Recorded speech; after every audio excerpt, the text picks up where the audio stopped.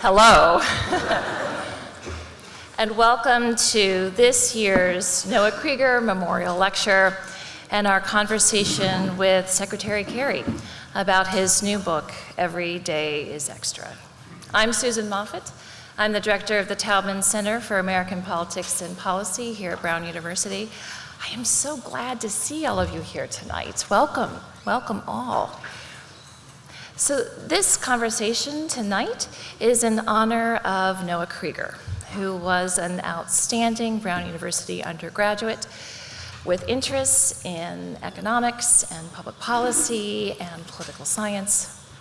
And in honor of his memory, the Krieger family has generously supported a range of programs and opportunities at the Taubman Center, this lecture being one of them. This is one of the most important lectures on Brown University's calendar every year.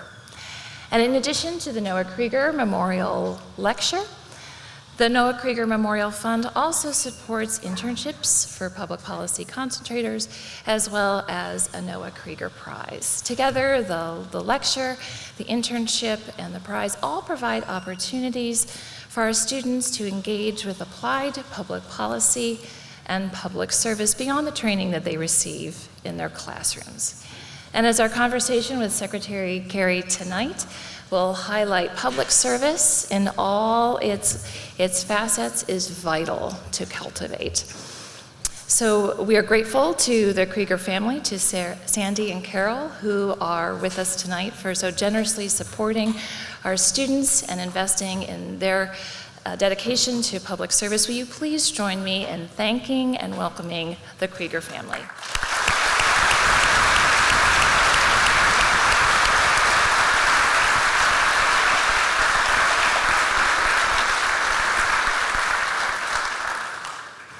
The Taubman Center focuses its research and programming on three themes: the cost of living, the value of democracy, and the price of security. Secretary Kerry's life and work embody and speak powerfully to these three themes and the ways they intersect. John Kerry's lifelong dedication and extensive commitment to public service includes serving as Secretary of State, as U.S. Senator, as Lieutenant Governor to the Commonwealth of Massachusetts, as Assistant District Attorney, and as serving as an officer in the United States Navy. His experience truly spans local, state, national, and global public service. Secretary Kerry, we are honored to have you with us tonight.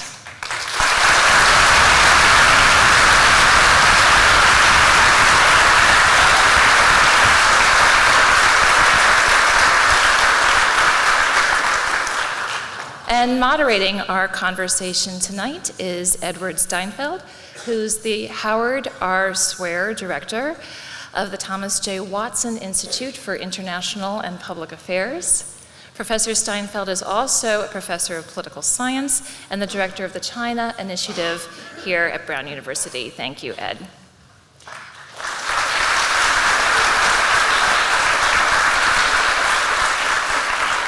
So our time here together will unfold in the following way. Secretary Kerry and Professor Steinfeld will engage in conversation for about 30 or 40 minutes, and then we will open up the floor to your questions for about 45 minutes. We very much look forward to your questions. We are a full house tonight, which is wonderful, but it invites us all to be mindful of our airtime, including me.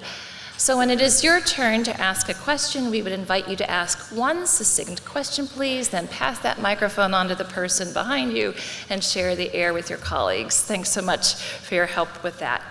We would like to remind you, as the announcement did at the beginning, that this event is being recorded and live streamed, and this includes the question and answer period.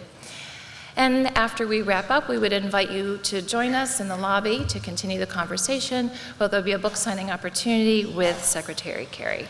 Now, once again, will you please join me in very warmly welcoming Secretary Kerry and Professor Steinfeld.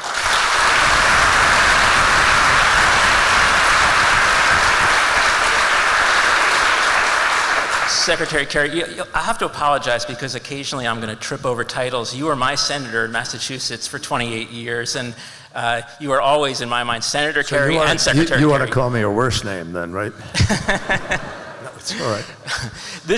I thought today we would talk a little bit about your book. This is an extraordinary book. I highly recommend it. It's a book about an extraordinary life, with many more acts still to live. I thought we'd begin with a vignette that it may not be the grandest story in the book, but it's one that moved me. You told it about your experience as a freshman senator from Massachusetts in, I think, 1985, when you decided to speak to the Senate prayer breakfast. And in that experience, you were able to connect with people like Ted Stevens, who couldn't have been more different from you temperamentally and politically and generationally. There was something about that meeting and that institution that allowed trust to be built. And I was wondering whether you could talk about that and maybe talk about whether that's still possible today. Well, I can talk about that very quickly. No, it's not possible today. Sorry about that, but except in the rarest of instances. But can I begin, first of all, when they first told me I was coming here and that Seinfeld was going to interview me, I said, great, I'm coming. And I learned. You're not the first to make that mistake. It was bait and switch, folks. And you're not the first to be disappointed. It's all right. Okay. But tell me I'll be the last. That's what's important. I just want to say a word about being here. I want to, first of all, Sandy and Carol, thank you so much for your thoughtfulness and sensitivity and remembering Noah the way you are going forward. I think that's wonderful. Delighted to be here under the auspices of the Taubman Center and the Watson Institute. And Susan, thank you very, very much. Would Susan run off there? She is. Thank you so much for our conversation a little bit earlier and for having me here. I'm really very happy to be here for a lot of different reasons. I'm very happy because the guy in the second row was wearing a Red Sox hat, and I love what the Red Sox did. There you go. So that puts all of us in a good mood, folks, let me tell you. Although the Astros are looming, and we got to stay together.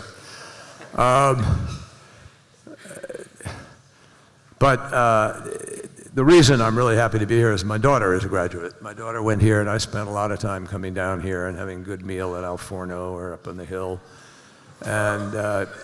and walking around the campus with her and learning about Brown and being here when everybody walks on graduation and all of that. It's really wonderful. It's a great spirit. It's a great college, and I had a privilege of coming down here, great university. Privilege of coming here a number of times ever since I came back from Vietnam, and it was a course being taught on the Vietnam War, and John Kennedy Jr. was taking the course then, and he was a friend of mine, and I came down here with him. So there are special connections, but of equal importance, if not more, to my life professionally.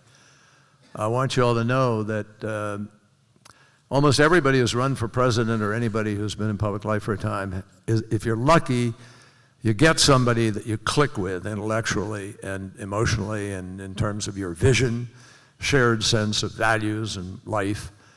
And I did so with a young intern who came to my office, an intern who came directly out of Brown University.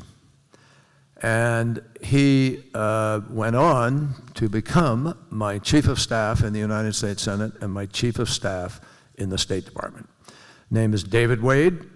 Proud graduate of the university, and so, you know, it's a lesson about a number of things, the themes that Ed asked about service and engagement in public life and how you make a difference. But Brown, more and more, I think, is contributing in many ways, and I hope that many of you here will think hard about that, particularly at the end of this conversation. Thank you for letting us translate lecture into conversation, which I think is an important concept at this particular moment, and I appreciate it, though I really do look forward to the Q&A with all of you. So here's the deal. It's a very important question. It's a complicated place to start the journey, if you will, because it has me post-war in the Senate. A lot of things have already happened. But some of my being at that prayer breakfast is relevant to the title of this book, Every Day is Extra. And I have a very short author's note. I struggled, as all authors do, with do I write a foreword, do I write a long introduction about why I'm writing it and everything. I said, no, let's just get right into it. And then I said, I'm just going to explain the title, because if they bought the book and they're smart enough to sort of want to read it, open it up, boom. Well, the title is an expression that my crew, I was the skipper of a gunboat in Vietnam, 50-foot aluminum-hulled gunboat, massive armament. We had twin 50 caliber machine guns above my head. We had a machine gun in the bow. We had another 50 caliber in the stern with an 81 millimeter mortar. It doesn't mean a lot to a lot of you. It's a heavily armed little boat. And we would go up rivers in the Mekong Delta that were definitely narrower than this. I mean, 50 feet is about right here to that wall, if that. And sometimes you could barely turn the boat around in the river we were in. The nose was in the mangrove, the stern was in the mud, and we'd somehow turn, just to give you a sense of it. And we were always ambushed. We never, I don't think we ever really shot first. We shot cover fire or harassment fire to keep people from shooting at us, but we never had a specific target. We shot first. And so we had a fair number of casualties. A lot of people wounded lightly. I was wounded lightly, never have suggested otherwise. I was very lucky. And that's what it is, folks. It's luck. If you've ever gone to war, or you ever have to go to war, or it's luck. I left country with about 100 and some holes in the boat. And several of them were this far above my head, inches. So when I came back, I knew that just coming back was a gift. It was mystical. And it moved me enough to have this feeling with all of us in our crew. We had this saying, we would sign off with it. Every day is extra, just remember it. And it's a reflection of the mystery and gift and responsibility that comes with survival. If you're lucky enough to make it back, then you have a special sense of obligation and responsibility. And that's how we felt. It's how we felt anyway, because we all volunteered to go. And it was 1965. We raised our hand when President Lyndon Johnson said, we want 500,000 troops. We got to go over there and fight communism and so forth. And, allegedly we'd been attacked in the Gulf of Tonkin by gunboats. Serious questions about that ever having happened to this day. And we responded because we were the sons and daughters of greatest generation parents, World War II. Very different kind of thinking, I might add. And I'd been very connected to World War II through my mother, through a home in France, which was used by the Germans as a headquarters, which they bombed and burned when they left. And I'd already had a fair sense of war because I went back there in 1947 holding my mother's hand when I was 4 years old. It's my first memory. And I remember seeing beaches of Normandy, D-Day, with the detritus of the Normandy invasion still on them in 1947. And it had a profound impact on me in my thinking about war, responsibility, fascism, invasion by another country, liberation, and America's role in the world.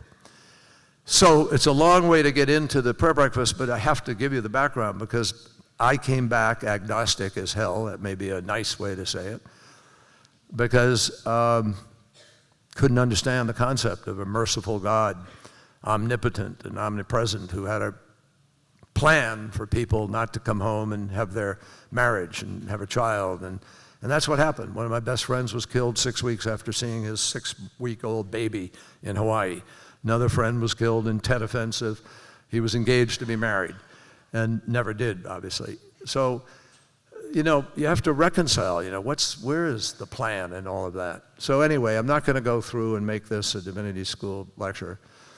But long story short, I was wrestling with all of this. And I did a lot of reading. I read papal encyclicals, Dolores Salvici, which Pope John Paul II wrote after he was shot 4 times in an attempted assassination. And he talked about this. I mean, how could he, the Pope, be shot? This man of God, and so forth. And you have to think about these things. And people have wrestled with these things for the ages, folks. There's nothing new in any question I asked. I humbly tell you that, I'm sure. Any question you may not have asked. When you look up at the sky at night and you see the Milky Way, or you learn that matter is going through a black hole at 365,000 miles an hour, or whatever it is, and nobody knows where the hell it's going. I mean, these are big questions for everybody. You don't have to be an undergrad or a high school person, or, you know, at any stage of life, and people wrestle with it. So I was wrestling with it, and I'd found a certain measure of reconciliation in the notion of salvific suffering, and a way of bringing you closer to the meaning of love and God and whatever, in terms of a supreme being. It wasn't the answer to everything, because it's very hard to explain why a volcano explodes, or you have floods, or a hurricane hitting Florida while we're sitting here, and people losing their lives. But I began to put it in a place, and I talked about this. And Ted Stevens was a senator from Alaska, very senior Republican, and he had lost his wife in an airplane accident. He cradled her in his arms when she died. He was in the accident. His kids were there. They survived. But it was a terrible thing, and he could never, after that, put things in their right place until after the conversation we had in the United States Senate.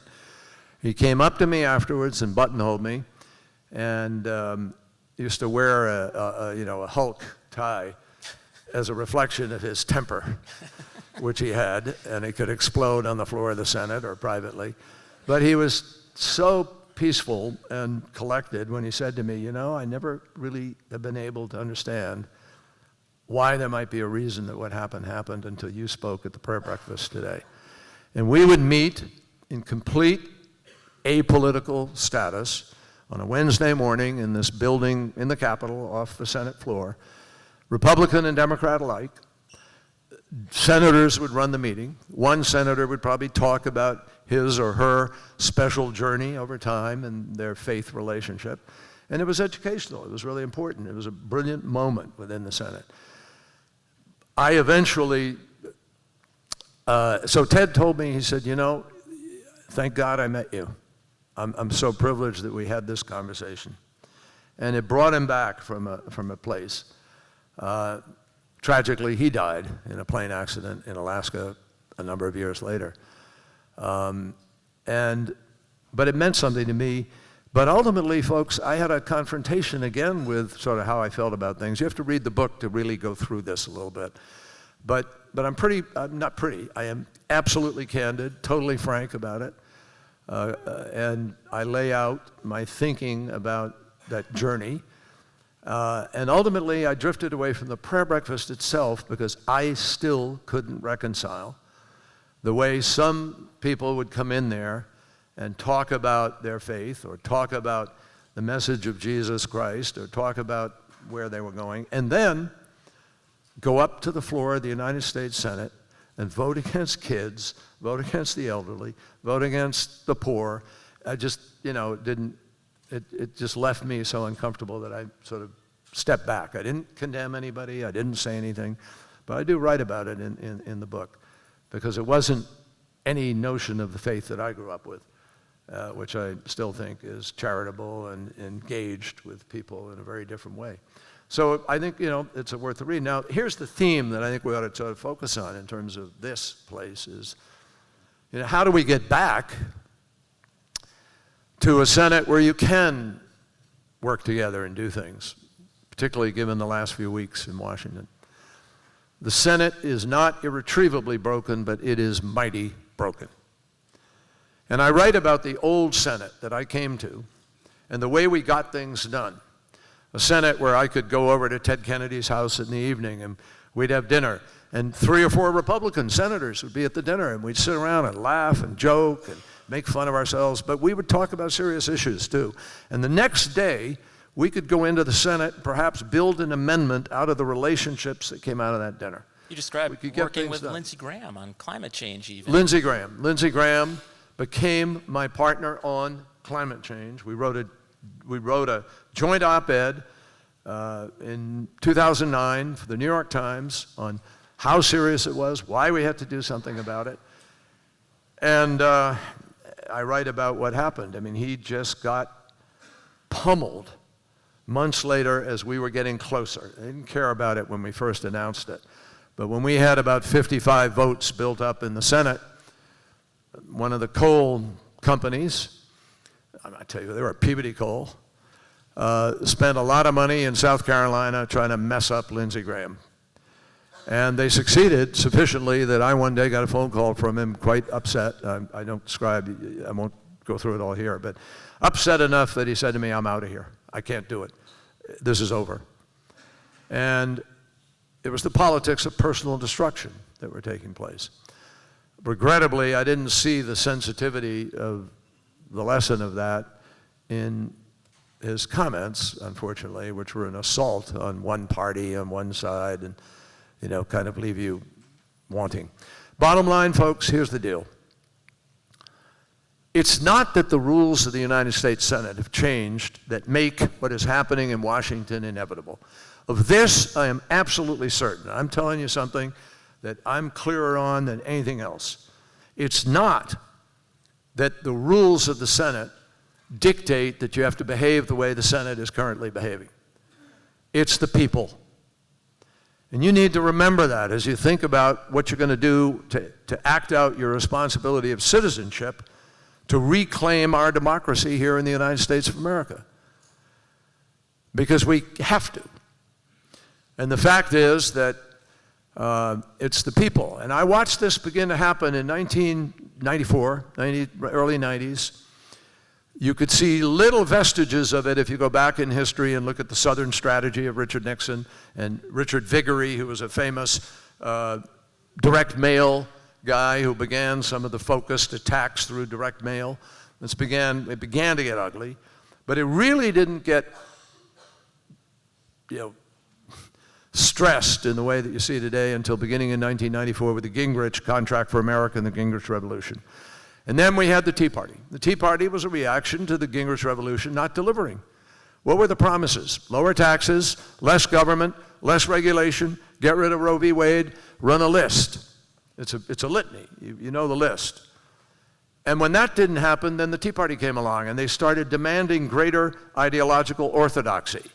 And then along came, in the failure of them to deliver, the Freedom Caucus. And then along came a guy with the initials DJT who exercised a hostile takeover of the Republican Party. And he did it, and you can't diminish, the cleverness of sort of the message and manner, because he tapped into that anger.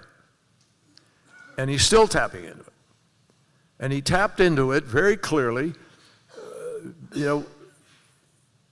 by giving people a sense that he was the guy who could actually drain the swamp. Now, if you look at the reality of what is happening there, the swamp is more filled with alligators and crocodiles and ugly vermets than it's ever been filled of. And I mean that. The emoluments clause has been shredded. Vast sums of money are going into corporation through, without any distinction between governing and non-governing. And you saw a lot of the basis of it all in the New York Times article on money and so forth. It's ugly. I can't call it anything else. I'm not being partisan. It is not the Washington that I was part of when I had to go through the most rigorous ethics analysis and recuse myself from A, B, and C. Anything that had anything to do with my family or some possible investment, we couldn't touch. That's not happening today. There's almost no process. But Secretary Kerry, Donald Trump and the Tea Party and the Freedom Caucus, they're winning elections. So they're somehow engaging a public, and it may not be necessarily the public overall in New England. No, it is. It is a big public, and let me speak to that. Yeah, great. It's really the next place to go to here. Why is this happening? What has happened here? Well, to use the best of the Queen's English, American voters are pissed off. And there's a reason.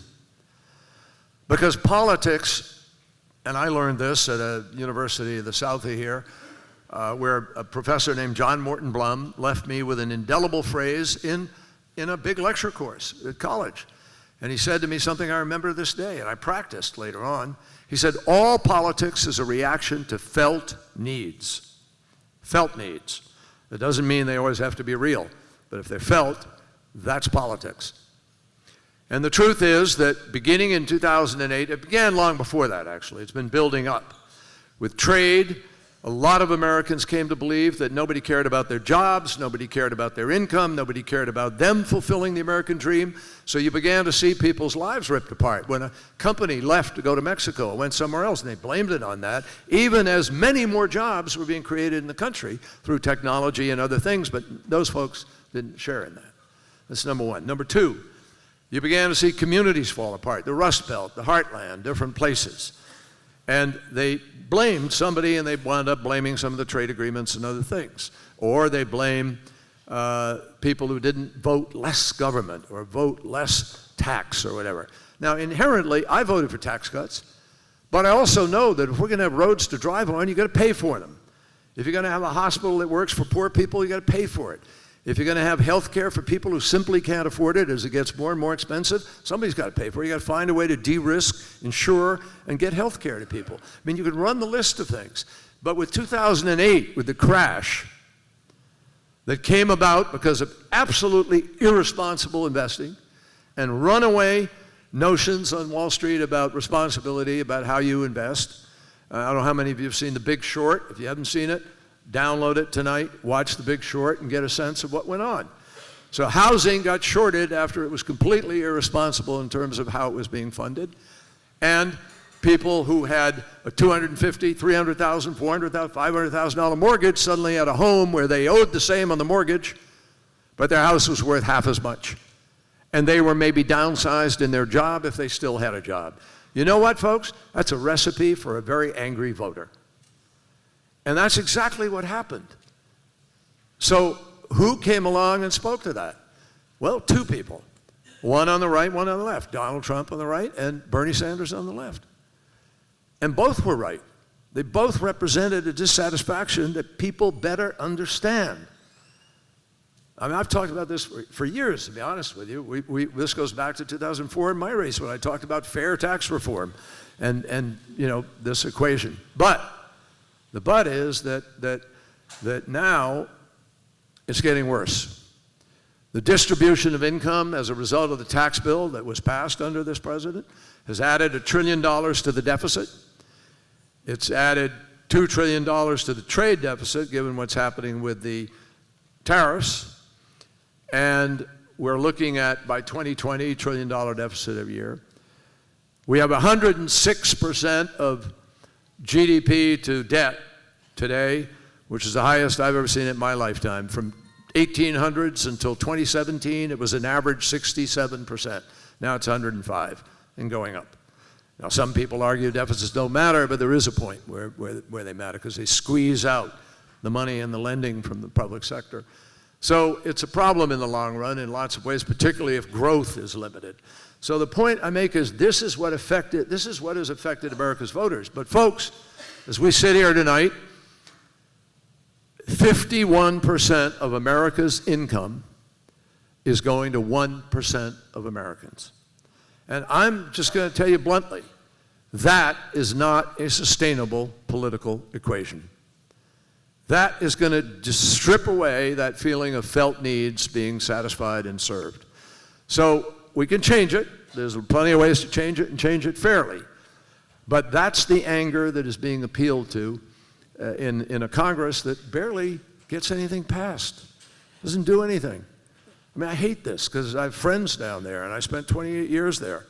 But it's rare that the weak is worth what it takes to get there. Whether in Hungary or Poland or Britain or here, if we're in an era of politics of anger and identity, can the answer be policy? In other words, can the answer be a better, more equitable tax system or better distribution of income? Can you answer anger with detail about policy or reason. Well, I believe you not only have to, but you have to answer it with a little bit more than that. You have to, I think, you guys tell me in the Q&A if I'm wrong, but I think what we have to do, and I say this after, being elected to the Senate 5 times and coming within one state, a few tens of thousands of votes in one state of being president, I got a pretty good sense of politics.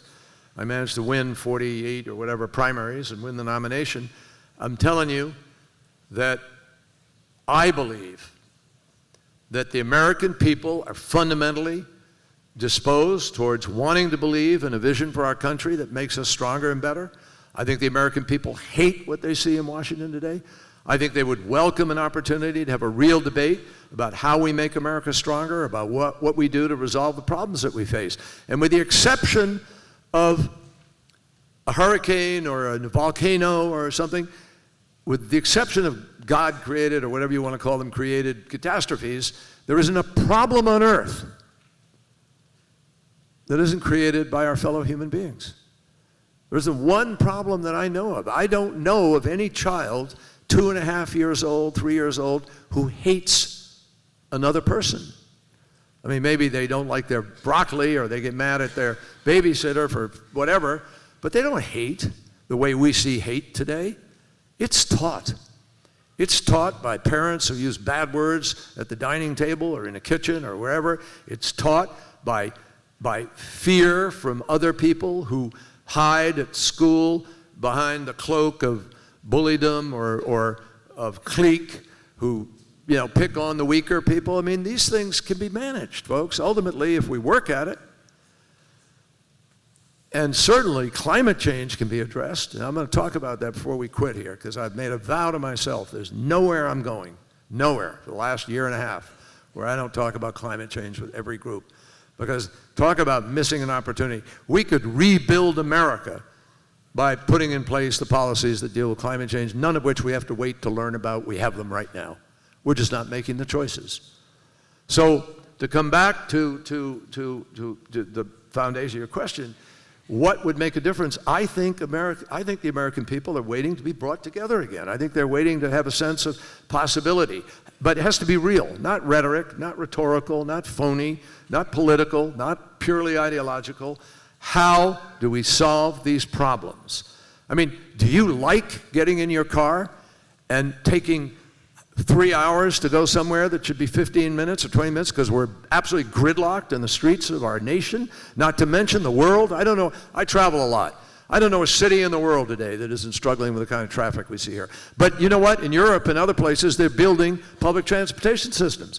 I rode on a train in China that goes 300 miles an hour from Beijing to Tianjin. I've also ridden on the regional Amtrak train here.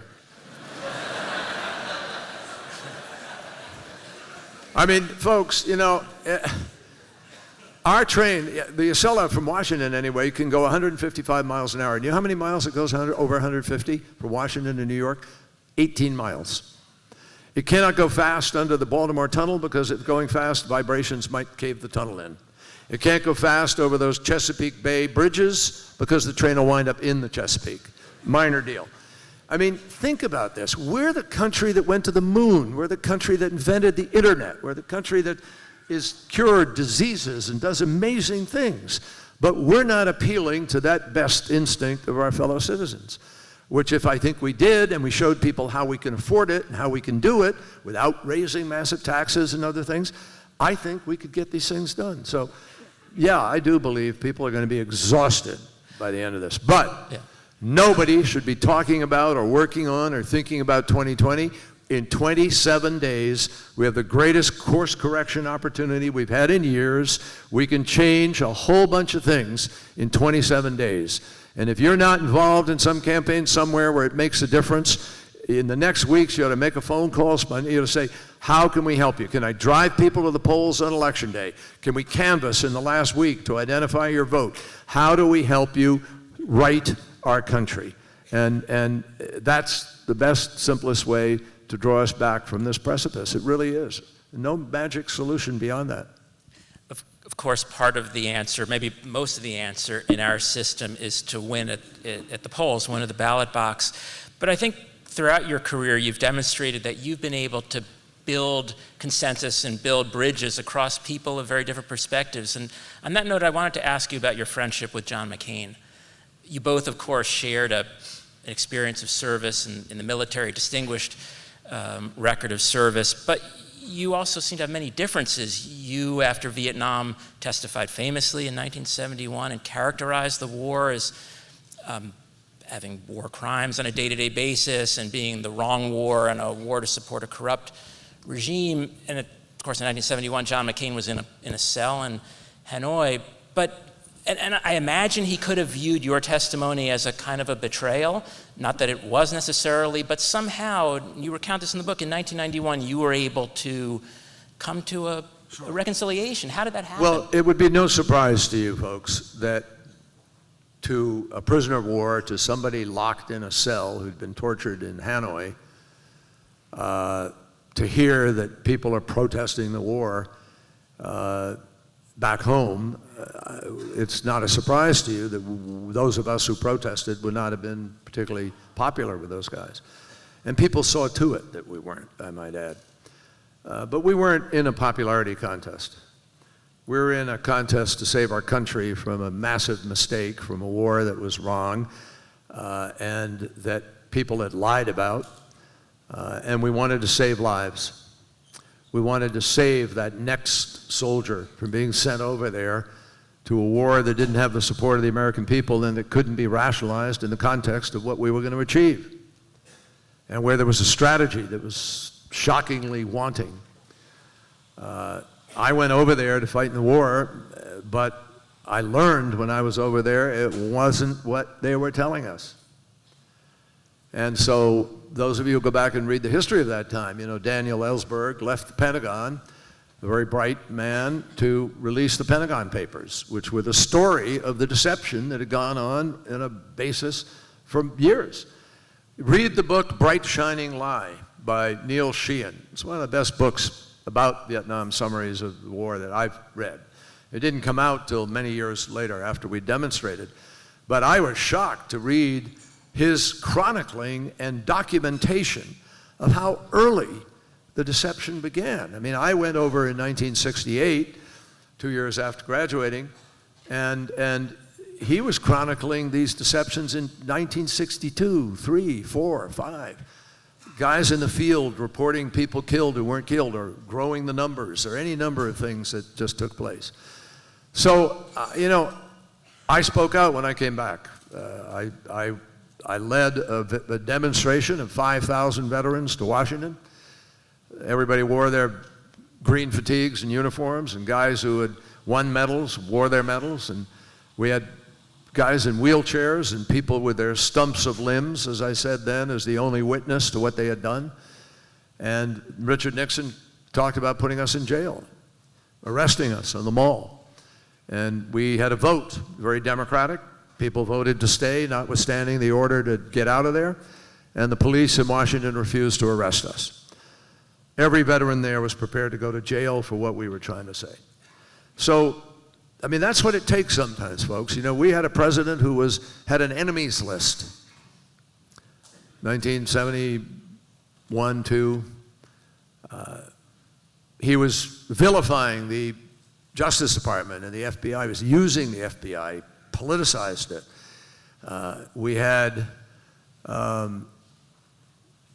He fired the special prosecutor, Archibald Cox. He fired the person afterwards resigned because he fired him, Elliot Richardson. I mean, this was a difficult time in our country. It's, by the way, why this book is an optimistic book. I'm interrupting myself, but I want you to know this. It is. This book says we can do things. Why do I say that? Because we've done it before. We've done it many times in the course of our history. In the 1800s, you can find really difficult periods. In the 1900s, with the Red Scare and other complexities. And in this particular period, we had pipe bombs going off in America. People were being actually killed in various demonstrations or whatever happened. We had Kent State, where the National Guard, unfortunately, was ordered to open up on students, and they died. We had national strike in universities and colleges across the country. We had people with machine guns going into some people's homes and abducting them. We had a racial tension that was growing and growing, built because of the draft and because of the people who were being forced to fight the war versus the kids who had the wherewithal and connections to get out of the draft and, go on to grad school with a deferment. How many deferments did Donald Trump have? 5? He had 5 deferments for bone spurs, and he couldn't remember which foot he had the bone spurs in. I'm kidding you not. Dick Cheney, 5 deferments. It was night and day difference between my buddies at school, who decided we had to serve. Dick Pershing, who played on the soccer team with me. We're both on the varsity soccer team. He was an unbelievable athlete. Grandson of General Pershing of World War I. Volunteered, 101st Airborne, went over, in Tet, he was killed. Other guys who were, I was on the debating team, the international debating team. One of my fellow debaters, John White, killed. I can run through a list, but the point I'm making to you is there's a different sense of citizenship and a different sense of responsibility. So I think that McCain, viscerally, naturally, sort of having been shot down over Hanoi and spent up to that point about 4 years in prison camp, 5 years, 4 years at that point, intrinsically had to say, what are these guys doing? They ought to be our country, my country, right or wrong, no matter what, et cetera. John came back, and he had a hard time. He had to sort of process it. So one night, this is the Senate working its will. John and I were placed opposite each other on an airplane to fly to Kuwait after Desert Storm. And the other senators had fallen asleep. We were a delegation going over. John was opposite me. We were sitting, because seniority seated us where we were. And John and I really hadn't talked, even though we'd been in the Senate together for about 4 years. I struck up a conversation, and I asked him about his father at Annapolis, his grandfather, the weight of what he went through to be a student at Annapolis, about his life, about flying. I'm a pilot. I love flying. We talked about that. So we had a wonderful time conversing, and he asked me questions. He asked me about the war. He asked me about my war. He asked me about my protest, why I protested. And John was curious. And to his credit, and I wrote this after he died, he had a capacity for forgiveness. He had a capacity to look beyond things. So John got to a place where he had many friends who had protested the war, leaders of the protest. And that was part of his maverickism, if you will. And he wasn't always a maverick, mind you, too. I mean, it made me very angry when he ran for president and sort of chucked climate change. And he wrote about it. I mean, he knows he did that. But the point I'm making is we all come from different places. We all bring our baggage to the table, no matter what. Each of you do it today, and you will do it through your lives. It's part of human interaction. You got to find a way to get over those things. It takes bigness of spirit. You have to build that a little bit, the character that's willing to do it. Well, John did, a man of character. We decided several things. One, we decided we needed to work together on something. 2, we decided that we had to try to put in place a strategy that dealt with Vietnam, not as a war, but as a country, and begin to move beyond the war. We're talking 1990 now, folks. The war ended in 1973. But America had not put the war to bed. America was still at war with itself, which is what I talk about I write about the war at home. And families were divided. Literally, fathers, sons, brothers, people who decided to go to Canada rather than fight in an immoral war and so forth. So that's our country. That's the strength of our country. And we worked through that, and John and I, on the third thing we worked on was not just getting a strategy with Vietnam. We decided we were going to try to end the war here at home. And right at that moment, a Newsweek magazine appeared with a cover story that said that suggesting there were still American soldiers alive being held prisoner in tiger cages in Vietnam. It gained great mythology in America, powerful notion.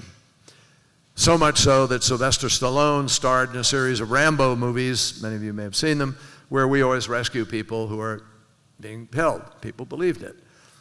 So John and I, we worked on a committee in the Senate. They created a select committee. I was chairman of it. John was my wingman, so to speak, and we worked for several years to get the answers on what had happened to people who were last known to be alive, but for whom we had not accounted. That's where it grew. This said, wow, that person was alive. What happened? The Vietnamese must have might have killed him, but they probably were holding him. So we went back to Vietnam many times. We sent American soldiers into villages and hamlets where they'd heard helicopters descending with troops on search and destroy missions. Only we came in helicopters to ask people or to investigate or to go to some place where we had information someone might be held. And we eventually solved the problem fundamentally. We got 13 United States senators to unanimously sign an agreement that said we have no evidence that somebody is still alive. But in the process we set up, folks, where even today, as you're sitting here on a beautiful climate change imbued evening, you are privileged to have American soldiers on the ground in Vietnam digging down into C-130 crash sites or Phantom jet sites or whatever to try to find the remains of Americans. And we have repatriated, with this effort we put together, over 700 remains, so families have had closure, and we've been able to do it. It's the most extensive accounting for people missing or lost in war by any nation in all of human history. And Americans should be very proud of what we are still doing to this day. And John McCain and I went back to Vietnam, to Hanoi. We stood together in the Hanoi Hilton, in his cell, where I talked to him about his experience in his cell. And I have to tell you, folks, it just hit me there, and John and I talked about it. I went out to see him about 6 weeks, 2 months before he died. We chatted about this. He smiled. He loved it because he knows what we accomplished. And I said, you know, if a war protester and a POW could help end the war in Vietnam, end the war here at home about Vietnam, and we could stand in his cell where he had a reason to hate a lot of people and find common ground, we can find common ground on any issue confronting this country. And that is a lesson that I hope leaps out of this book, that we can be bipartisan, we can compromise, we can find the way forward. It depends on the character of the people making the choice. Thank you. You know, I have so many questions about all of the different policy areas you were involved in. Okay, we have all night. That's right. But I think it'd be much better if we just open it up at this point. So if people could come to the microphones, just line up, and we will start taking some Q&A. Why don't we go ahead and start? And why don't you just quickly... Is there a piece of paper here? Sure, here you go. You know what I'm going to suggest is that we go through about 3 questions quickly, maybe. All right, and then I'll try to go rat-a-tat-tat. Yeah, we'll take a couple of questions, and please try to be brief. Thanks. Hi. Thank you for coming tonight, of course. My question, as a fellow Navy veteran, how do you reconcile your complaints about Vietnam with the forever war that is continuing in Afghanistan to this day? Okay. Great question. From this side? People talk about artificial intelligence as a uniquely transformative technology with the possibility of automating tons of jobs in this country and also increasing income inequality. I'm wondering, do you think it's a uniquely transformative technology, or is it like previous technologies that will kind of come and go? Okay, great question also. Next. I was wondering if you could speak to the influence of foreign governments on modern American politics from a historical lens. Okay.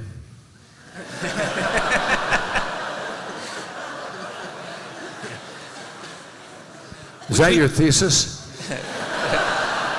We could keep taking questions, but at some point you are going to have to answer. I'm not sure how I would. These are tough questions. Let's take one more. Great.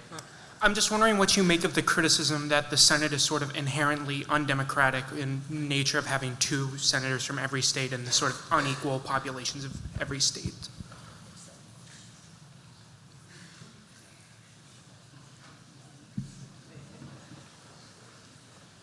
All right, let me try to run through these guys.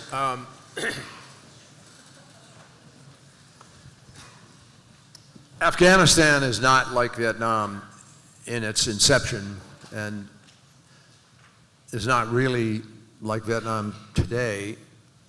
It could become like it, depending on what choices are made in the future, but it is not Vietnam. And I have no problem distinguishing between the two. Vietnam was built on a lie, on the domino theory, the notion that you had to stop communism there, and that if you didn't, everything was going to fall seriatim, which didn't happen, and the lie of that has been proven. But it was also a proxy war. It was a war with China, Russia, the Soviet Union back then, who were supporting the North Vietnamese, and it was their way of churning up our nation exactly the way they did, and tying up our resources and, you know, distracting us. Afghanistan is the place from which our nation saw the biggest attack since Pearl Harbor. It was unexpected, out of the blue, a bold, simple assault on who we are, on what we believe, and it required the United States to respond by going after the people who perpetrated that attack. And it was entirely legitimate that we send people into Afghanistan in order to go after it. Now, I had a complaint at the time with President Bush and the administration for the way in which they went after Osama bin Laden. I thought that we did not deploy our troops adequately. We had special forces at the base of the Tora Bora Mountains. We never unleashed those forces to go up and kill him. We farmed out the job to the to people who, you know, weeks before had been maybe fighting on the other side, but the warlords.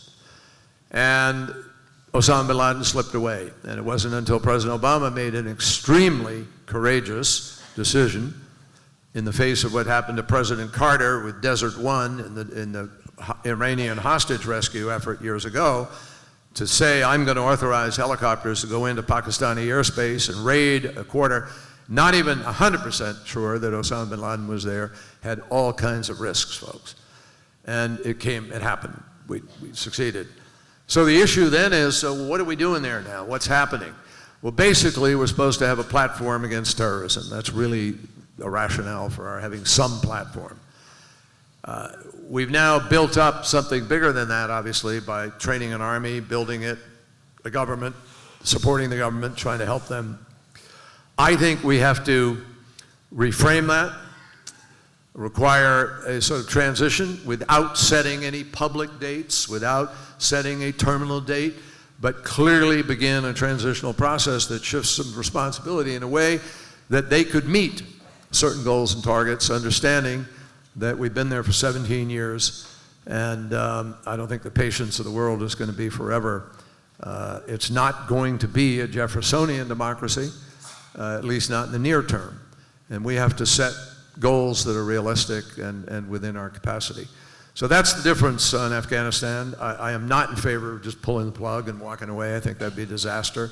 When we went in, there were approximately 1 million children in school. Almost all of them were boys. Today, there are about 8 million children in school, and about 45% of them are girls. And there's been a revolution in terms of what's happened with women in society there. I met 10 women who are running multi-million-dollar businesses in Afghanistan. So, you know, you can't take all these people who've invested so much in the possibilities and just say, oh, sorry, we didn't mean what we said. I'm not for that. So we've got to figure out how we're going to do this transition, but we have to sort of start working at a real transition. On the issue of transformation of artificial intelligence, I think it's going to be enormously impactful. It already is being impactful. And before I left as Secretary of State, I convened a conference at Harvard and MIT with the top people in both institutions who are working this issue of the future workplace. And in fact, I have a group of fellows at Yale working with me, and last year I commissioned several of them to focus on the transformation of the workplace. Where are we going? What do we need to do to prepare for it, et cetera? Well, obviously, folks,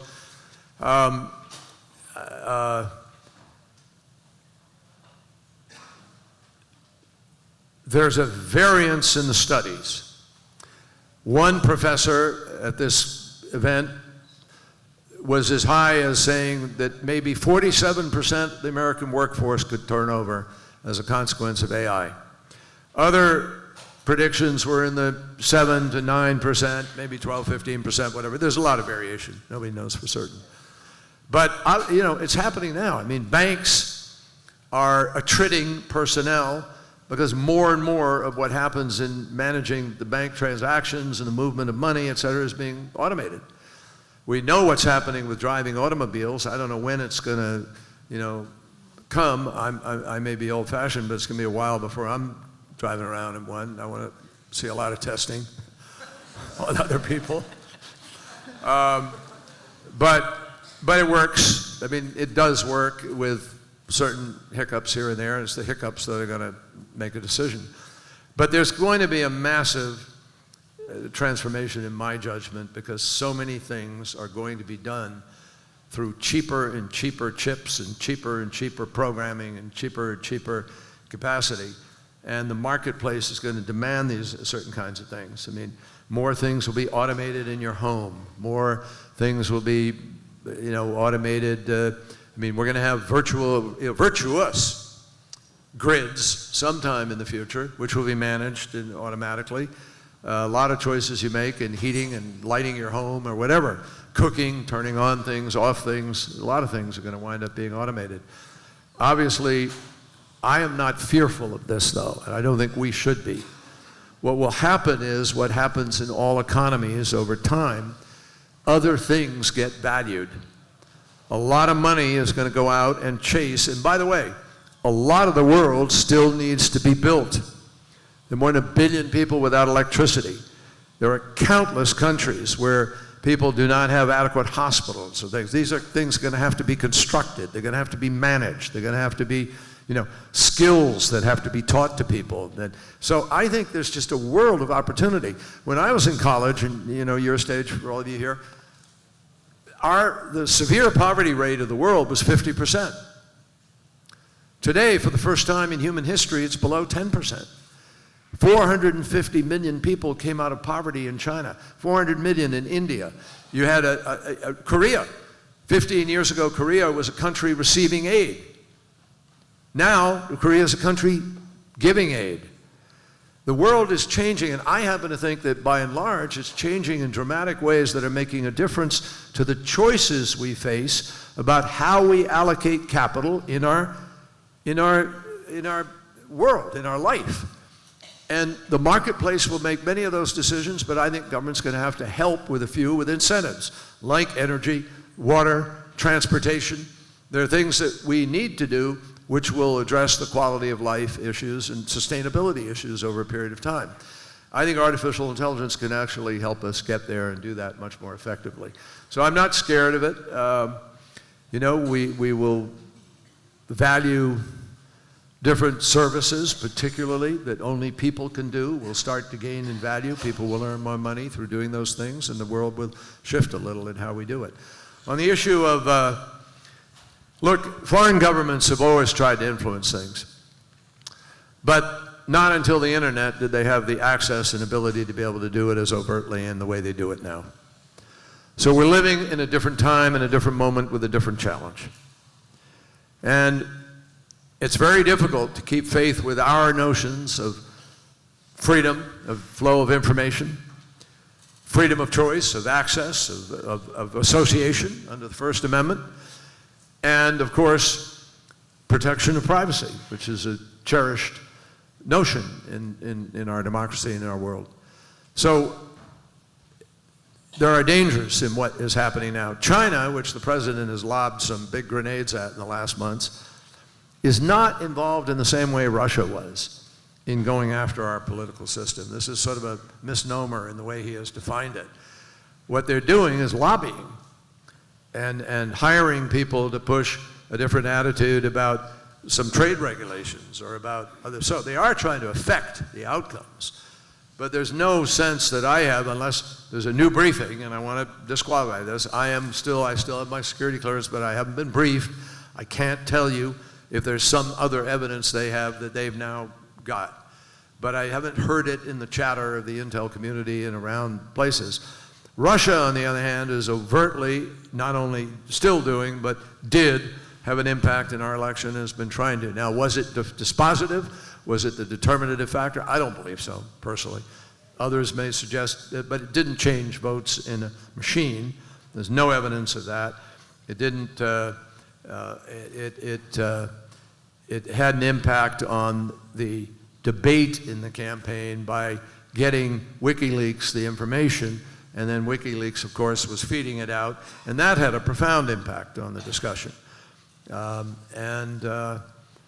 But no, not more in effect than I think Jim Comey did 10 days before the race. I think that was the single biggest impact from all the polling data I saw at the time and what was happening. The country had fundamentally separated itself from Mr. Trump, and they may not have liked Hillary or felt that they completely, were in the same sink and so forth, just being honest about it, but they weren't going to vote against her. And then when the mistrust issue came up because they announced there's investigation, they said, well, what the hell? I'd rather have, let's throw a few bombs. We need to change the dynamic. And that's what happened. But we have to stop these countries from doing this. We have to hold them accountable. We have to be tough. It was extraordinary to me that the President of the United States could stand on a podium in Helsinki, a few feet away from President Putin, who was doing this, and not talk about what he had done and how he had invaded our system, but say how vehemently he had denied that they had anything to do with it, notwithstanding all the conclusions of our intel community. That, to me, was a moment of infamy. And you know who called it a moment of infamy? John McCain and others. It just was really, distressing. Well, the final thing, what about the Senate? Inherently, well, the two Senate, look, I became, there's a certain wisdom in our system. There are problems. There are problems in every system, folks. Go back in all of history. There was a millennium that was spent with pretty raw rules of the road for how nations behaved, and there were empires, Greek and Roman and others, and Genghis Khan and so forth. And then you can come into the Middle Ages, the Dark Ages and the Middle Ages, and run through the Age of Reason and Enlightenment and Renaissance and all these other great moments of demarcation in human history. And in all of that time, human beings have been struggling with how do we organize ourselves. For a long period of time, it was might makes right. And then we tried to get more refined about how we're going to live. And we've had some really bad moments in the last century, folks. We're not so far away from that. I mean, after all, as I told you, held my mother's hand in the aftermath of a world war. And where we had to step in at the final moment to try to save people from fascism and terror. We succeeded. And we've gone from there to various kinds of democracies, parliamentary, constitutional, presidential. And I will just say we've also seen communism, and we've seen socialism, and we've seen fascism. So I personally believe I don't know if somebody has a new form of governance that actually works. I haven't seen it. That's why I buy into what Winston Churchill said, that democracy is the worst form of government, except for everything else. So think about it, because we've got this system where we try to balance interests. The Supreme Court, the legislative, the executive. We've got checks and balances, supposedly. But now we have a president who's violating some of that, and we have a new theory that's beginning to surface, suggesting that maybe presidential power has been too restricted. I think we got to be really careful of how this plays out in the next months. But importantly, with 535 people, 435 in the House, 100 in the Senate, we have a special kind of representation in that staggered election to the Senate. Every year, there are 33 senators. One year, there's 34. But to each state gets a whole, 2 senators to balance out the passions of the moment. And it's a way, by giving a 6-year term, the theory is you diminish the capacity of people to be swept up in the moment, to like the chant of "lock her up," directed at a United States senator at a rally. That's the beginning of danger. And 2 years in the Senate is supposed to give people the ability to vote their conscience and differently. Unfortunately, the orthodoxy police in the caucuses have made it very difficult by threatening senators with primaries. And that's begun to drive a different kind of outcome. But I don't think changing 2 senators to whatever is going to change that. We have House elections every 2 years, course correction. And then the Senate, hopefully, is a wiser process, coupled in some years with presidents, in some years not. But I have found that having our smaller states in the nation represented in that way actually is good for our nation, in my judgment. Because if you didn't do that, and everything were dependent on sort of a popular vote, you're going to have an East Coast, West Coast domination of the presidency and the legislature, and you may find a lot of people very restless in this country, to the point even of thinking about violence or other things to redress it because they don't feel represented. So there is a virtue, and I'm very cautionary when people start thinking about getting rid of the Electoral College or changing things, because I don't think you'll find a calmness in the body politic of the nation if we were to be so subject to the passions of the moment. And let's go quick. So we'll take a few more, and I'll ask you to keep your questions brief, and Senator Kerry will try to get as many questions in as possible, so if you can keep your answers brief, that'd be great. Yes. So thank you so much for being here, Secretary Kerry. My question is, do you have any personal favorites for the Democratic nomination for president in 2020? And do you think that our current president will be a 2-term president? This president? Current president? Okay, next question.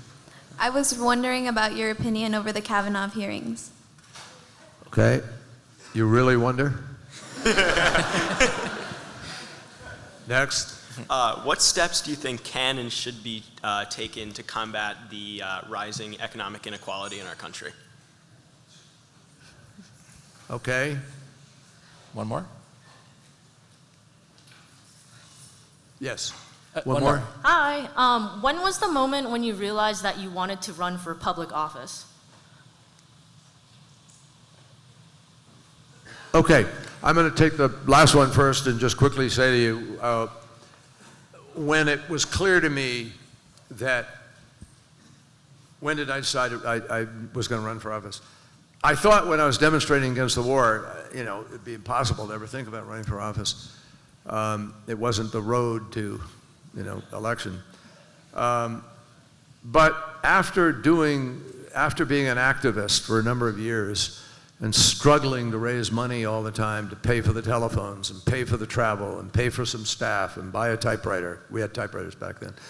And, it was hard. And I said to myself, doesn't it make a lot more sense? I mean, if you have a salary in the House or Senate or legislature at home and someone's paying for your staff and, you're putting time into getting the issue worked. And so when the war kept going on, despite the fact that in 1968, President Nixon ran for office promising that he had a secret plan for peace. And by 1972, the only promise he kept was the plan was still a secret. So we decided, I decided, okay, we got to go down to Washington and hold him accountable. I worked very hard. I originally thought I was going to run in the race. And then I didn't, and supported Father Bob Drinan, who ran for Congress in Massachusetts against Philip Philbin, a war hawk, and we beat him. And that made a difference in sending the message we have to end the war. So that was the moment when I decided that it was important to run for office in order to hold the system accountable. In terms of 2020, I've said again and again, I'm not being coy at all, I don't want to talk about 2020, 27 days before a course correction election. I just don't think it serves any purpose because nobody knows what that is going to happen in November in a few weeks. And that is going to decide a lot of the playing field and what's possible and what isn't possible. So, I will be engaged one way or the other in trying to help make sure we elect a president so that we answer the other question that no, this president can't be reelected, but that's only going to be decided by the vision of the program we put to the country, that the country has confidence that whoever it is has the ability to get the job done, the ability that is somebody you can trust, and somebody who is going to fight to bring the whole country together and make things happen. I think those are the qualities we've got to somehow find. And there'll be plenty of people out there knocking on your door, folks, I assure you of that. On the Kavanaugh hearings, I thought it was tragic for the country, tragic for the Senate. It hurt it was one of those hurtful moments for the system, and it just struck me that it was not well managed in the sense that there were choices that people could have made that could have tried to organize a legitimate investigation with a legitimate amount of time to properly look at those charges and to have eliminated a lot of agony for the nation if that had happened. But once what happened, I found that I thought she was extraordinarily, not just courageous, but I thought she was extraordinarily believable. I thought it did great damage to the notion of how difficult it is for women to come forward. I started a rape counseling unit when I was a prosecutor. I was the chief administrative prosecutor in one of the largest district attorney's offices in the country, one of the 10 largest. And we started these things and it made a difference. We started a victim witness assistance program. We started ways of trying to help people through it. And back when this allegedly happened, it's inconceivable to me that that what she said wasn't the way it had to be understood and trusted. Now, I also found that his testimony was lacking in credibility and again. And it was just a sad moment to see this thing come to the point that it had. I don't think anybody feels good about it at this point in time. I hope people will feel deeply motivated to rescue us from that kind of proceeding. I also felt I couldn't believe when Lindsey Graham said, you guys have been trying to delay this and we've been waiting 2 weeks and we got to do this, when we waited for 14 months to have Merrick Garland treated fairly, not just by having a hearing, but having one meeting on the Hill. And they refused to even give him a hearing. And I think when you have a majority leader in the Senate, when a new president is elected, and he is asked what is the agenda of the majority, and he says our top priority is to make sure this is a one-term president, you are just changing the quality of what our legislative process ought to be. So Kavanaugh hearing was sort of part of that. It was the next step in a process of deterioration. And we've got to stop that. We've got to find chairmen of committees and people on those committees who are willing to be bigger than that and get beyond it. But to suggest that you're going to have a legitimate investigation when you don't even call people in who are eyewitnesses to what is being alleged, and then you have the gall to suggest that you can't vote against somebody because there's no corroboration, but you haven't started to get that corroboration, that is Joseph Heller catch-22 to the worst order, and it's a disgrace, and I think everybody feels let down by it. So that's my feeling in full about the hearing. With respect to how to combat the rising inequality, you got to have a fair tax code, and you got to encourage companies to pay people fairly. And there are all kinds of ways to do that, folks. But the principal thing you need to do, I don't know. Let me ask you, who here in this theater room has their own page in our tax code? Anybody here have your own page in the tax code so you can get a break? Well, I got news for you. Volumes, pages, thousands, tens of thousands of pages of tax code. with individual pages for individual industry or individual companies in many cases. You got a lobbyist, you might be able to get a page. The simplest thing we could do in this nation to begin to give people a sense of fairness again is to make sure that people who earn a lot of money are actually paying their fair share of taxes. Look at what that New York Times story laid out. How can you have a body politic of your nation that believes in the system and thinks everything's on the up and up if the people who make a lot of money have the biggest ability of all to find some kind of loophole where they can hide it, pass it on, not pay fairly, and some poor working person is struggling in the country with their money taken out automatically in the workplace. They don't have any say about it. They can't use one of those systems. So you can put more money in people's pockets by making sure we have a fair system. And when, as I said earlier, when 51%, I think I said this earlier, when 51% of America's income is going to 1% of Americans, we have an unsustainable political, social structure. It can't last. And the question is, what explosion is going to take place that's going to try to redress that at some point in time? If you want to sustain your democracy, our democracy, you need to make the system work now through the peaceful process and regular process of having representation that is trying to set the record straight. Now, I feel that very, very strongly, and you know, I think there are moments we had in the Senate where we thought we could get a fair tax code change, and we just, you know, have not been able to do it yet. We have about 10 more minutes for questions. At the end of this session, Secretary Kerry is going to be available to sign copies of his book in the back. He won't have time to personalize those signatures, but he'll have time to sign. But why don't we take a few more questions? Yes? Related to the Supreme Court confirmation process, what qualities and characteristics do you think are important in a nominee?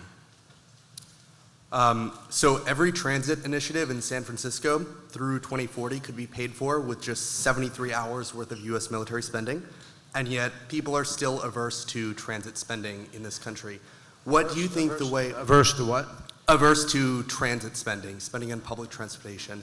So what do you think the way forward is to actually fund transit projects in the U.S.? Is it through private companies like the Brightline in Florida, or is it through reauthorizing Amtrak to be more like the FHA, or is it just reallocating funding, or is it something else? Great question. Okay, next. I'm wondering what tack you think Democrats should take in responding to Republican attacks, whether you think they should be more like Michelle Obama, when they go low, we go high, or more like kind of Michael Avenatti, Street Fighter, hit back harder.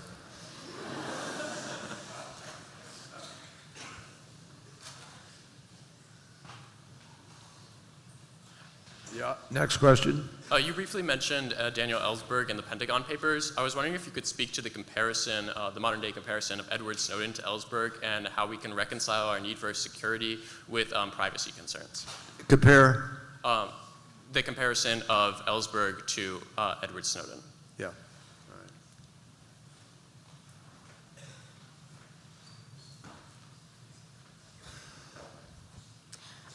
Hi, you were an activist at an incredibly different time before social media and before the internet, and I was wondering what the biggest lesson is that you think that we as young activists could take from your time as an anti-war activist. What's the biggest lesson? Of what? That we should take from your experience as an anti-war activist and to As an apply our activist. activism All right, today. great. That's 5 questions. All right, let me try to run through these. We're almost through everybody. So let me try to shoot through these if I can quickly. Read Justice Potter Stewart, who wrote what he thinks the qualification is you have to look for in a judge. And he basically said, when I read an opinion, I want to read a legal opinion that is written and thought through in a way that I don't know, I can't tell whether the person who wrote that opinion was a Republican or a Democrat, a liberal or a conservative. I just know I'm looking at the opinion of a good judge. That's the quality you need to look for. And unfortunately, I thought in the Kavanaugh hearing, in his demeanor, in his comments, the attack, the partisan attack, the notion of a Clinton revenge, and conspiracy and search and destroy mission stepped way over the normality, the normal legitimate expectation of people with respect to demeanor. And when Justice Stevens steps in and writes, retired, that because of that alone, he thought he should not be put on the court. You ought to stop and really listen. That's an extraordinary event. I can't think of a time when a prior justice intervened in saying something about the situation. By the way, Merrick Garland would have made a great judge, period.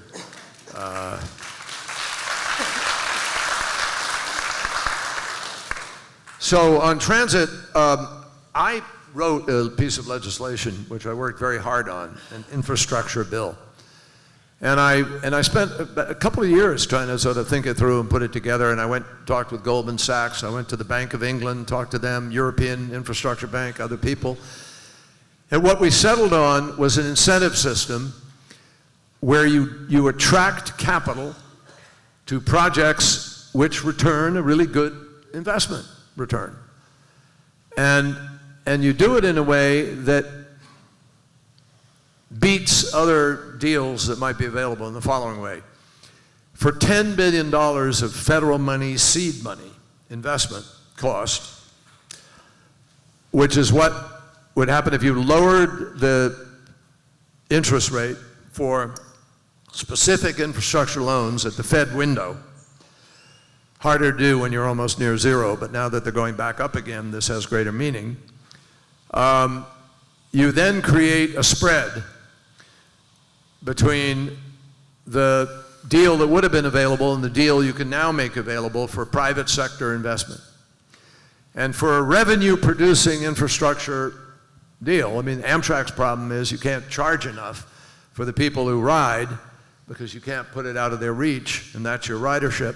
So you got to find a way to make it, therefore the bond, if you're floating a bond, is going to be too expensive. You got to find a way to make it affordable.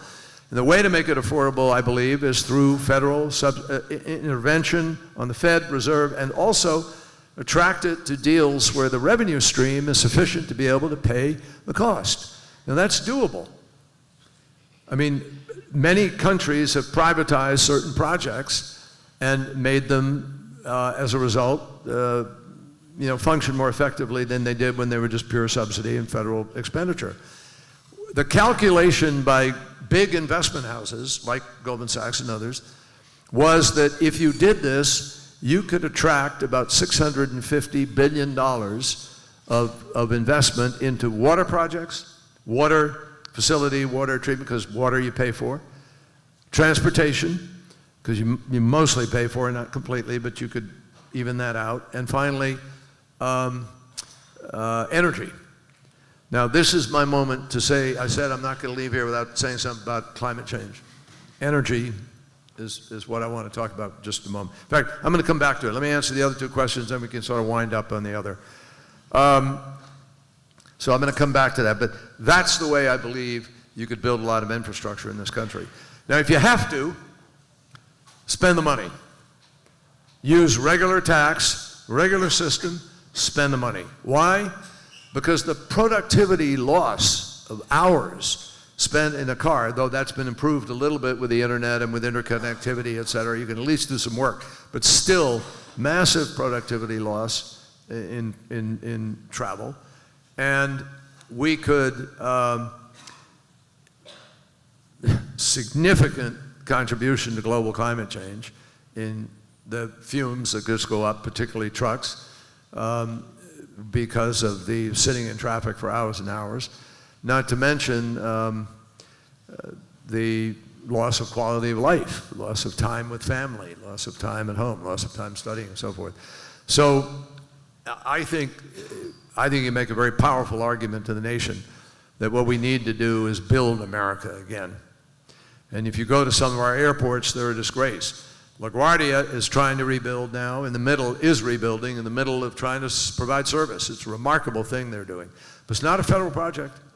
It's a Port Authority project, and they deserve enormous credit for it. Jerry Brown was trying to get a high-speed rail going out in California, another state project. I cannot name for you, I may be wrong, but I cannot name one single enormous federal infrastructure program in the United States of America that we can be proud of and say, look what we're doing, like the Chinese building a 300, extraordinary high-speed rail or something. We're not doing it. The last one I know of was the Big Dig in Boston, which Tip O'Neill and Ted Kennedy and I and others worked to get the federal funding for. So it costs money. But look at the boon to Boston of getting that green monster down and connecting the harbor to the city. Those are things that are hard to quantify, folks. And that's part of politics, by the way, is how you quantify things that are hard to quantify. Value system. Go read Robert Kennedy's speech at Indiana University, I believe. I think it's Indiana, during the 1968 campaign. It's called the Gross Domestic Product speech. If you Google Robert Kennedy and Gross Domestic Product speech, you'll get it. And read how he warned us in 1968 that in the United States of America, we measure in our gross domestic, we used to call it gross domestic product, not gross national product. He said we measure our gross domestic product by all these things that don't make a difference to us. He says we measure the bombs we build, and we measure the pollution that comes out of our factories, and we measure the carnage in our streets and so forth. But he said what we don't measure is the quality of our kids' education. We don't measure the beauty of our poetry, the strength of our marriages. There's a real list. And then he summarized it by saying, in the end, we measure everything except that which makes life most worth living. That has always stuck with me, and I hope it'll stick with you when you read it. That's what we have to bring back to American politics, because that's what America is about. Believing in how you make things better, how you live better, how you make the quality of life better, how you live a life that's fulfilled because we have time. It goes back to John Adams also, who wrote about his sons and why we study war.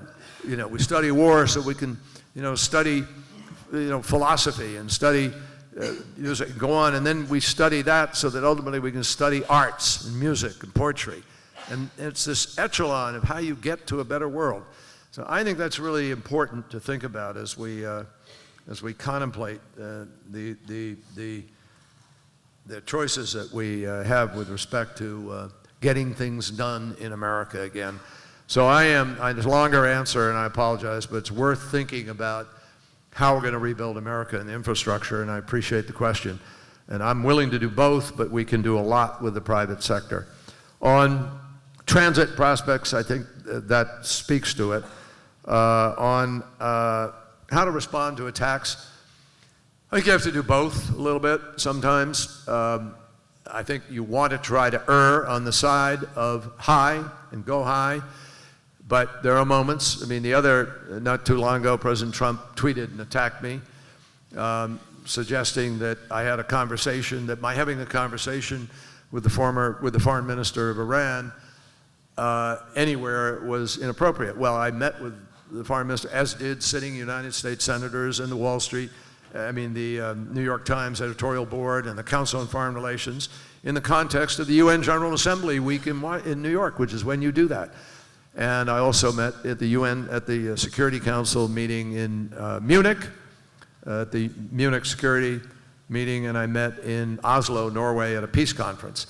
But since they made the decision to get out of the deal, I've never met with him. I haven't met with him. So when he tweeted, I just said, enough is enough. And he took me on for my conversation, suggesting I'd done something wrong. So I tweeted back, Mr. President, the conversation you really ought to be worrying about is the one that Paul Manafort had with Bob Mueller. And this was the day that Manafort had cut a deal with Mueller. So I wasn't kidding when I said that's the one you better worry about. And I will just say to all of you that I don't know what the report's going to have where it is, but we have to try to stay high. You don't want to go in the gutter, and I don't want to see that happen every day. It would just turn everybody off. You've got to express a vision that I've been trying to sort of articulate parts of here for how you bring people to the political table to do better. And if we do that, after a while, his tweets are going to vanish and they're not going to matter. I've said to many people, the media should stop paying attention to these things. We stop talking about it. I noticed last night, even C-SPAN cut away from his rally. Good on you. Everybody should cut away from these things and point out we're not going to give them the platform from which to take ugliness out to the American people. And maybe that will change what happens. Secretary Kerry, we have about 1 more minute, so if you want to take a minute to make some final comments, that would be great. Okay. Let me answer this question because it goes to where we're heading here. I hope that all of you will take the time. It's hard sometimes. I know when you're at college and you've got exams and you've got theses and you're working your tails off for the future. And we're living in a more competitive world in a lot of ways where pressures weigh on you, not just for the debt you may leave university with, but also for what kind of job you can get and how well you do. And it's hard. I'm not suggesting it isn't, but I have to say this to you folks. We need you. And no student is exempt from the responsibility of citizenship. Certainly taking the time to vote. 9% of Barack Obama's vote, and too many in the millennial category and elsewhere did not come out to vote. 9% of Barack Obama's vote went to Trump. And 7% of Barack Obama's vote didn't vote at all. So that's 16% of the vote that we lost in the last election. You know what that tells me? Not just that there are a lot of people who are whining and crying in their teacups and not brave enough and big enough to understand that, sure, you can lose an election. Sometimes things go bad. But when there's an explainable reason for why you lost it, which is that not enough people voted, there's a remedy. And where there's a remedy, there has to be a will and a way to try to change it. Now, I can't, I can sit up here and talk to them blue in the face or whatever. If people don't make the decision to be engaged. When I was an undergraduate, remember Allard Lowenstein, who was then, doing civil rights movement, came to Yale and spoke to us, and I listened, and I said, wow, that guy really nailed, that's amazing. We were motivated. And what we did was we actually put buses together that left from right outside our college and went down to Mississippi to register voters in Mississippi so we could break the back of Jim Crow in this country. Students did that. Students led the environment movement that I talked about on Earth Day when we beat those bad votes. Students led the effort to try to get equal rights amendment and change the relationship of women to our own society. And students helped end the war. So 4 great things happened in a short span of time because people said, we're going to change things. Each individual can make a difference. It matters. Now, you're ultimately only going to prove that to yourselves. I can tell you what's happened historically. But to me, one of the most important concepts that we are blessed to exercise here in this country is citizenship. Almost nowhere else in the world, few places match ours. And where they do, by the way, they vote in much higher percentages. So we've got to start taking that vision for what we want life to be and doing something about it. And I know I'm going to go over, but I'm going to tell you this. On climate change, folks, I've worked on this for 35 years. Al Gore and I and a few other people were in the first hearings in the United States Senate in 1988. I was in Rio in 1992 when we had the Earth Summit, and George Herbert Walker Bush signed a voluntary program into place. But I watched the failures since then. And I know, because scientists are telling me this, the same people who can write a book that tells you when the moon is going to rise next year, the exact seconds, and where. Those same people are telling us this is what is happening. And it makes sense when you actually stop to think about it, not just dismiss it the way the current president has. But it's happening. You all know it's happening. So, but here's what people don't know. When we passed the agreement, and I negotiated. I had the pleasure of negotiating this agreement in Paris, finally. And I went over to China, and I negotiated with President Xi, and got the Chinese to join us for the first time ever in joining together to put a program that we could take to Paris and say, we're going to win this time. We're going to actually come together and make something happen. So 196 countries came together and said, we're going to try to keep the Earth's temperature rise to 2 degrees centigrade. We're going to try even to have the aspiration of 1.5 degrees. Well, as we sit here today, we're on track in this century to hit 4 degrees centigrade. That's 7 degrees Fahrenheit.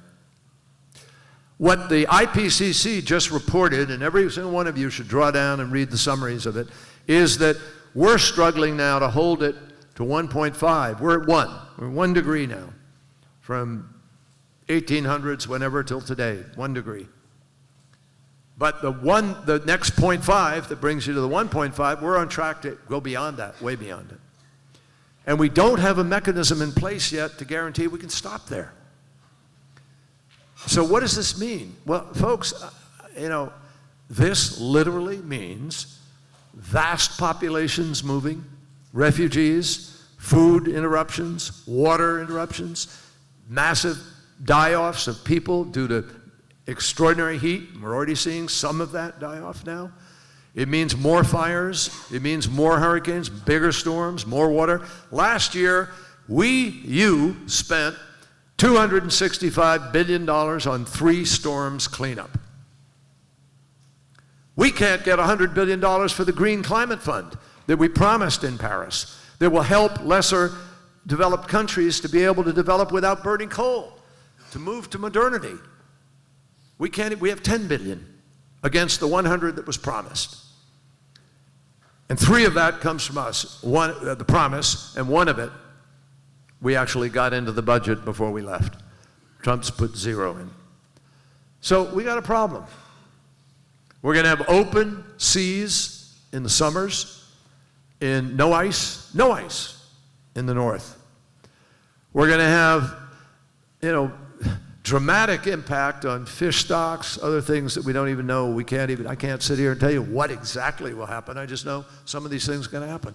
So there's a precautionary principle in public life.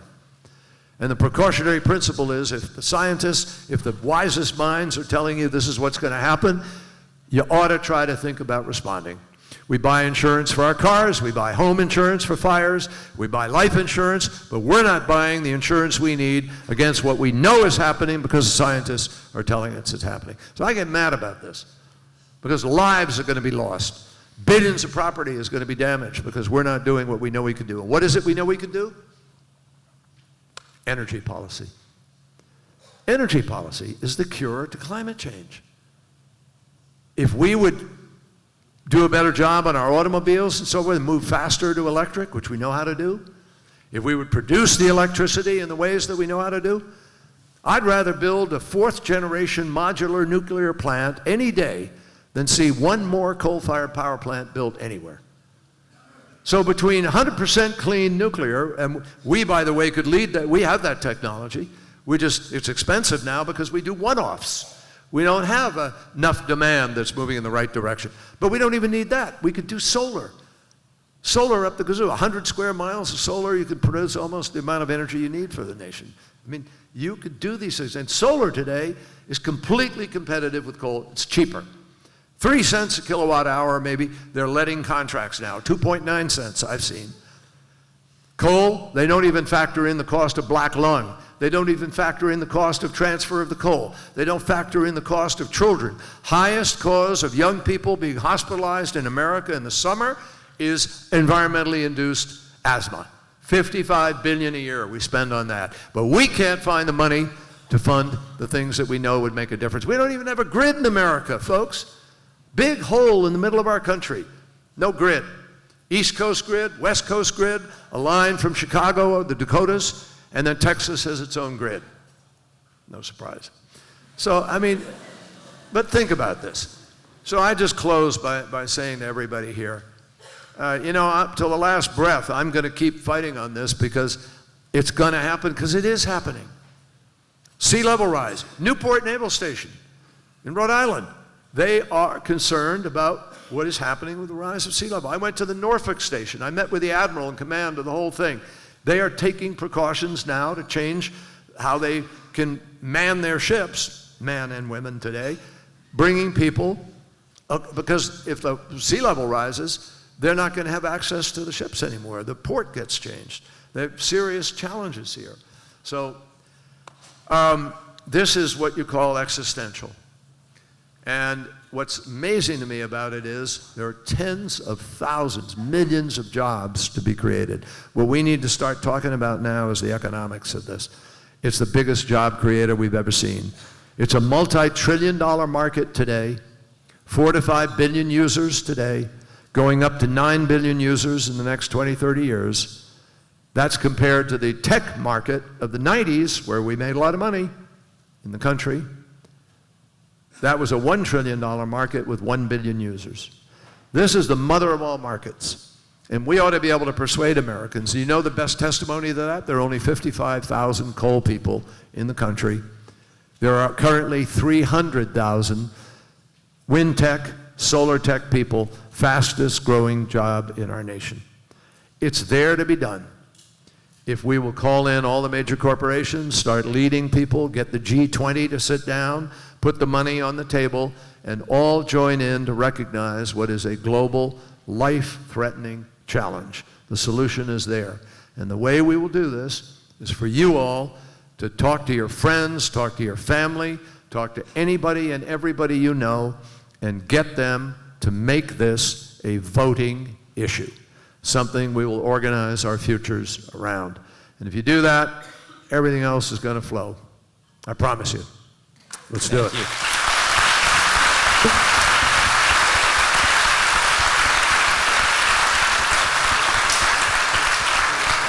Thank you all.